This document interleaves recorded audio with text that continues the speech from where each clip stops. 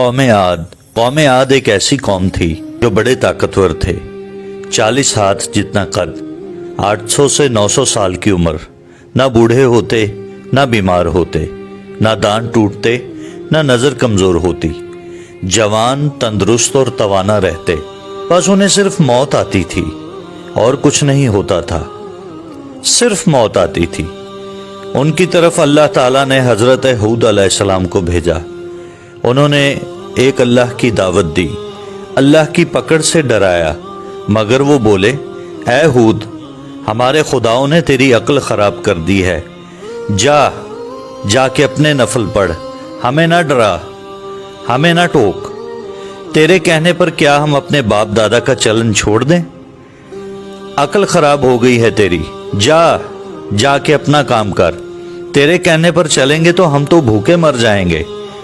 انہوں نے شرک، ظلم اور گناہوں کے طوفان سے اللہ کو للکارا، تکبر اور غرور میں بدمست بولے۔ ترجمہ: اب قوم عاد نے تو بے وجہ زمین میں سرکشی شروع کر دی اور کہنے لگے، ہم سے زور آور کون ہے؟ کیا انہیں یہ نظر نہیں آیا کہ جس نے اسے پیدا کیا وہ ان سے بہت ہی زیادہ طاقتور ہے؟ وہ آخر تک ہماری آیتوں کا انکار ہی کرتے رہے۔ کوئی ہے ہم سے زیادہ طاقتور تو لاؤ، ہمیں کس سے ڈراتے ہو؟ اللہ نے قحط بھیجا، بھوک لگی، سارا غلہ کھا گئے، مال مویشی کھا گئے، حرام پر آ گئے، چوہے بلی کتے کھا گئے، سانپ کھا گئے، درخت گرا کر اس کے پتے کھا گئے، بھوک نہ مٹی، نہ بارش ہوئی، نہ قطرہ گرا، نہ غلہ اگا۔ پھر تنگ آ کر اپنا ایک وفد بیت اللہ بھیجا۔ ان کا دستور تھا جب مصیبت آتی تو اوپر والے کو پکار اٹھتے، جب دور ہو جاتی تو اپنے بتوں کو پوجنے لگتے۔ بیت اللہ وفد گیا اور کہا، ہمارے لیے اللہ سے دعا کرو کہ بارش برسائے۔ اللہ نے 3 بادل پیش کیے، کالا، سفید، سرخ۔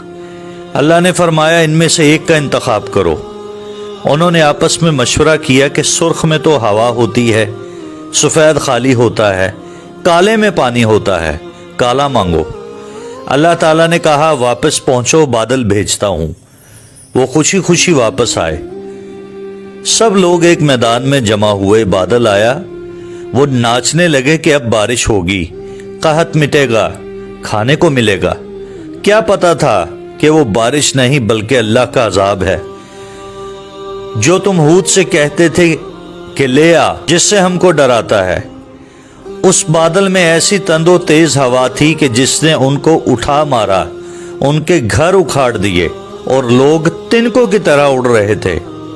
ہوا ان کے سروں کو ٹکراتی تھی، اتنی زور سے ٹکراتی تھی کہ ان کے بھیجے نکل کر منہ پر لٹک گئے تھے۔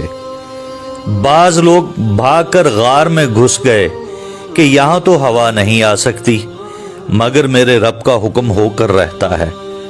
ہوا غار میں بگولے کی طرح داخل ہوتی اور ان کو باہر اٹھا کر پھینک دیتی۔ اللہ نے فرمایا، کیا کوئی باقی بچا ہے؟ اللہ تعالیٰ نے ان کو ہلاک کر کے دکھایا کہ جب تم اللہ کی اور اس کے رسول کی نافرمانی کرتے ہو، اللہ تم پر ایسی جگہ سے عذاب بھیجے گا جہاں سے تم گمان بھی نہیں کر سکتے۔ جو گناہ قوم عاد نے کیا وہ ہم نہیں کر رہے؟ کیا ہم اللہ کی حدوں کو پار نہیں کر گئے؟ کیا ہم نے اللہ کو اپنی نافرمانی سے نہیں للکارا ہوا؟ آئیے توبہ کریں، اللہ سے ڈریں اور قرآن پر عمل کریں۔ جن گناہوں کو ہم معمولی سمجھتے ہیں، اللہ نے ان گناہوں پر پوری قومیں زمین بوس کر دی ہیں۔ اللہ تعالی ہمیں توبہ کرنے کی توفیق عطا فرمائے اور اپنے رستے کا مسافر بنائے۔ آمین۔